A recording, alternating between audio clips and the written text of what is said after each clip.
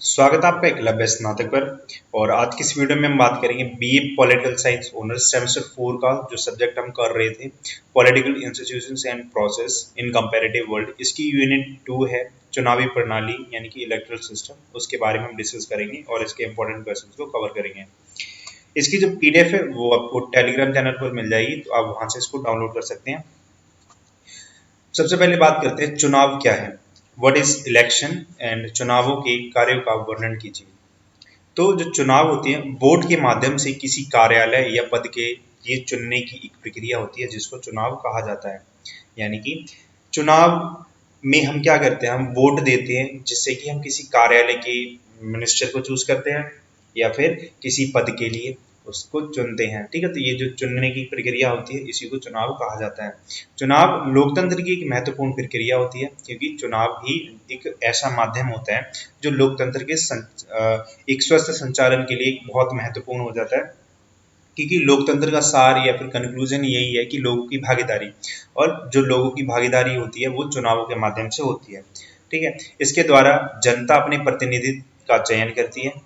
ठीक है, एक ऐसे रिप्रेजेंटेटिव को चयन करती है जो उनकी बात को आगे जनता तक सरकार तक पहुंचा सके। ठीक है, और जो राजनीतिक प्रतिनिधित्व के लिए जो चुनाव होता है वो एक आवश्यक शर्त होता है। यानी कि अगर किसी व्यक्ति को राजनीतिक रूप से प्रतिनिधित्व करना है अपनी जनता का, तो उसके लिए सबसे पहले जो चुनाव होती है उसकी शर्त को पूरा करना पड़ेगा, चुनाव की कसौटी को पर उसको खरा उतरना पड़ेगा, तभी वो आगे जाके लोकसभा में या फिर जो विधानसभा होती है तो वहां पे जनता का प्रतिनिधित्व कर पाएगा। ठीक है, फिर बात करते हैं इसका क्या महत्व होता है। इंपॉर्टेंस ऑफ इलेक्शन, तो राजनेताओं की भर्ती का प्रमुख स्रोत होता है। यानी कि जो राजनेता वगैरह होते हैं, सरकार में मिनिस्टर वगैरह आते हैं, ठीक है, जिसके माध्यम से जनता अपनी बात को सरकारों तक पहुंचाती है, तो उनकी भर्ती का जो प्रमुख स्रोत होता है वो चुनाव ही होता है। जनता की मांगों को सरकार तक पहुंचाया जाता है प्रतिनिधि चुनाव के माध्यम से। ठीक है, यानी कि जनता किस मुद्दे पर कानून चाहती है, देश में किस मुद्दे पर बात हो, तो इस चीज को सरकार तक पहुंचाती है। क्योंकि सरकार को और भी काम होते हैं, वो सिर्फ यही नहीं करेगी कि जनता की जरूरतों को पूछे। ठीक है, देश के लिए, पूरे देश के लिए उसको कानून करना है, और जो हमारी जो मांगे होती हैं वो अलग अलग जगह अलग अलग कंपोनेंट से रिलेट करती हैं। ठीक है, अलग अलग उसमें हमें भिन्नताएं देखने को मिलती हैं। तो वहाँ पे जो जनता की मांगे होती हैं वो चुनावों के माध्यम से सरकार तक पहुंचाई जाती हैं कि हमारे समाज में, हमारे देश में कुछ किस मुद्दे पर सबसे ज्यादा बहस होनी चाहिए, किस मुद्दे पर कानून बनाया जाना चाहिए। चुनाव होते हैं वो सरकार को कट्टरपंथी और अलोकप्रिय बनने से रोकती है। यानी कि कट्टरपंथी एक सेंस में कि वहां पे उस पे अंकुश लगाने का काम होता है वो सरकार करती है। ठीक है, शासन को या शासक को निरंकुश नहीं होने देती है, उसको सिर्फ और सिर्फ एक ऐसे रूप में चुनाव फ्रेम कर देता है कि सरकार के अंदर एक डर बिठा देता है कि हमें 5 साल के बाद फिर जनता के पास जाना है वोट लेने के लिए, तो हमें कोई भी ऐसा काम नहीं करना है जो हमारे रूड बिहेवियर को दिखाता हो, हमें अलोकप्रिय बनाने का काम करता है। ठीक है, तो जनता जो चुनाव होती है, जनता में सरकार की छवि को अच्छा बनाए रखने के लिए के उद्देश्य से काम करते हैं। फिर जनता की इसमें सक्रिय भागीदारी को सुनिश्चित करते हैं कि अगर किसी देश की जनता अच्छे से सक्रिय अच्छे चुनावों में भाग लेती है तो सक्रिय भागीदारी वहां पे अपनी रखते हैं और नीति को सीधे तौर पर प्रभावित करते हैं। ठीक है, यानी कि चुनाव जो होते हैं नीति को सीधे तौर पर एक प्रत्यक्ष रूप में प्रभावित करते हैं। किस तरह से कि आप ये समझो, कोई भी जो पार्टी सत्ता में आती है तो वो कुछ अपनी नीतियों के साथ में आती है। ठीक है, तो वो जो नीतियां होती हैं वो उस समाज का प्रतिनिधित्व करती हैं, जिससे वो नेता या फिर जो सरकार होती है वो सत्ता में आई है। ठीक है, तो ये जो नीतियां होती है चुनावों के माध्यम से सीधे प्रभावित होती हैं। फिर प्रतिनिधित्व क्या है, यानी कि रिप्रेजेंटेशन।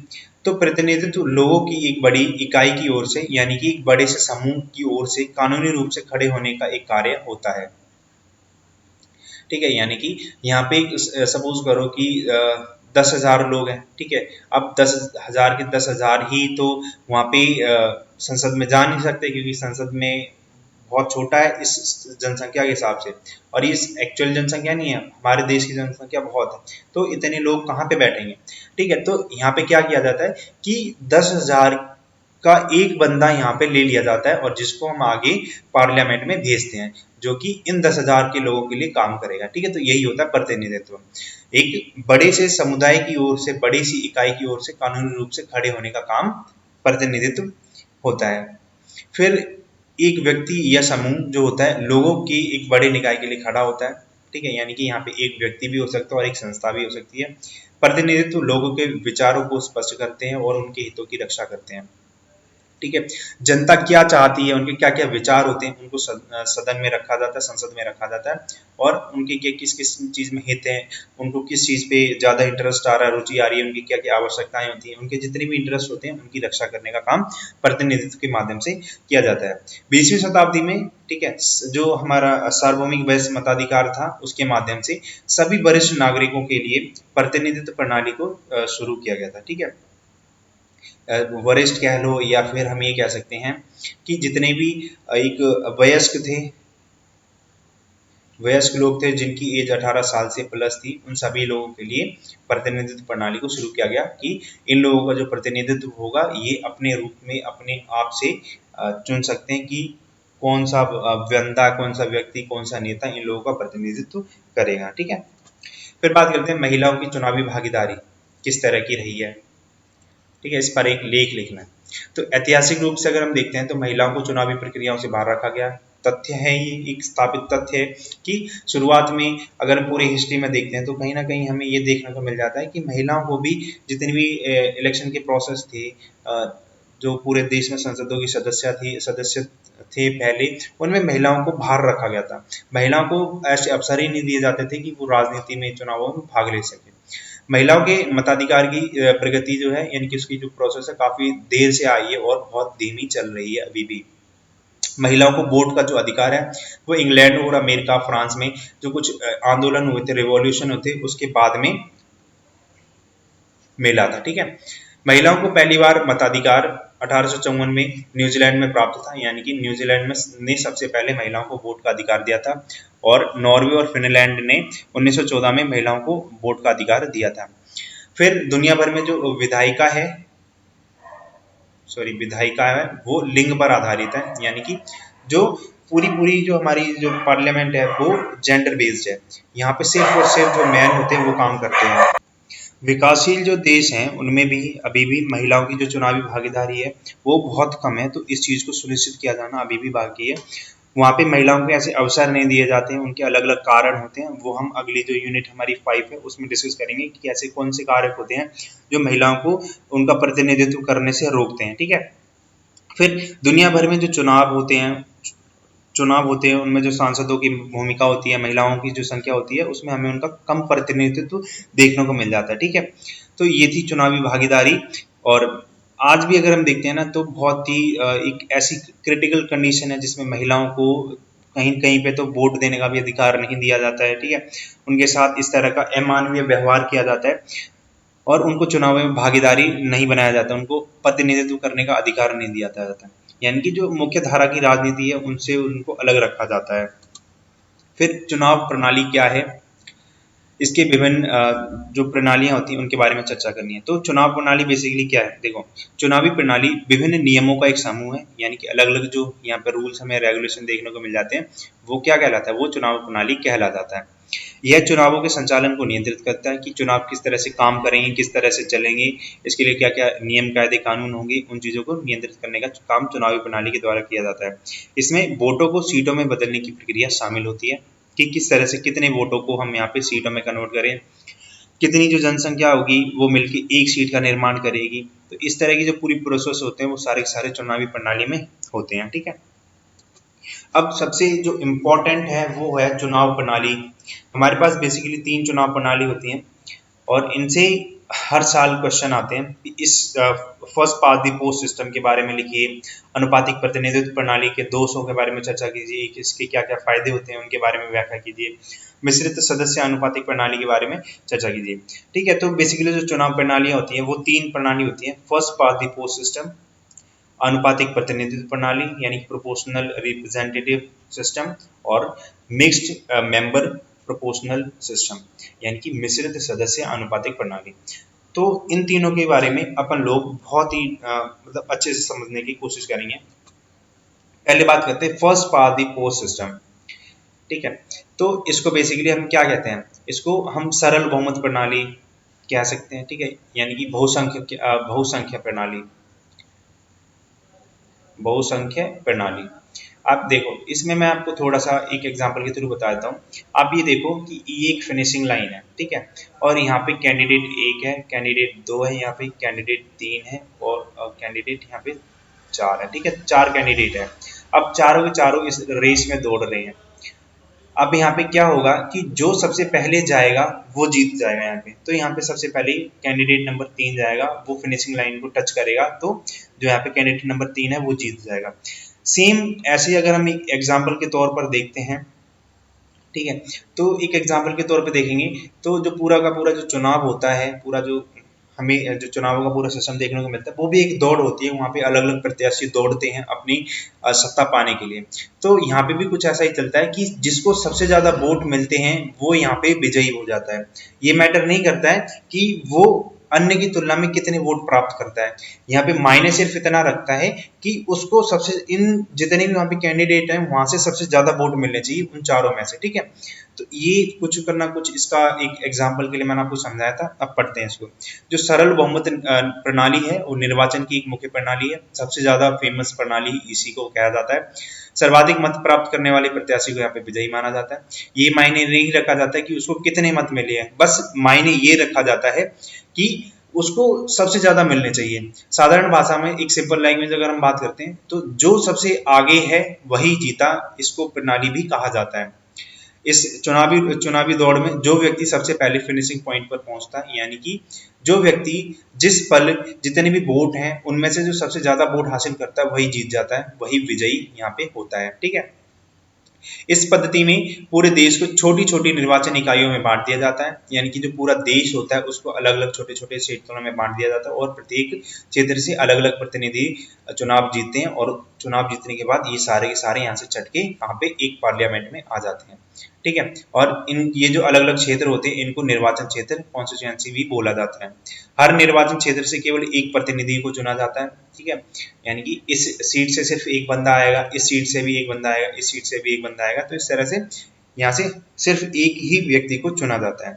भारत में विधान परिषद, राज्यसभा, उपराष्ट्रपति, राष्ट्रपति के चुनाव को छोड़कर जितने भी चुनाव इसमें आते हैं, चाहे वो प्रधानमंत्री के हों और उसके बाद चाहे वो ग्राम पंचायत की हों, चाहे मुख्यमंत्री वाले चुनाव हो, तो ये सारे के सारे जो भी चुनाव होते हैं वो सारे के सारे first past the post system के माध्यम से या फिर सरल बहुमत प्रणाली के माध्यम से किए जाते हैं। आई होप आपको ये क्लियर हुआ हो। अब जो सबसे अगर पूरा डिफिकल्ट लगता है वो ये होता है कि अनुपातिक प्रतिनिधित्व प्रणाली क्या होता है। अब इसको भी मैं आपको एक एग्जाम्पल के थ्रू समझाता हूँ। तो इसमें क्या होता है कि ये जो प्रणाली होती है वो पहले वाले की द पास्ट, ये वाली जो हमारी फर्स्ट वाली प्रणाली है, first past the post system, इसके जस्ट अपोजिट होती है। यानी कि दोनों होती तो आपस में संबंधित, लेकिन उसमें कुछ ना कुछ हमें भिन्नताएं देखने को मिल जाती हैं।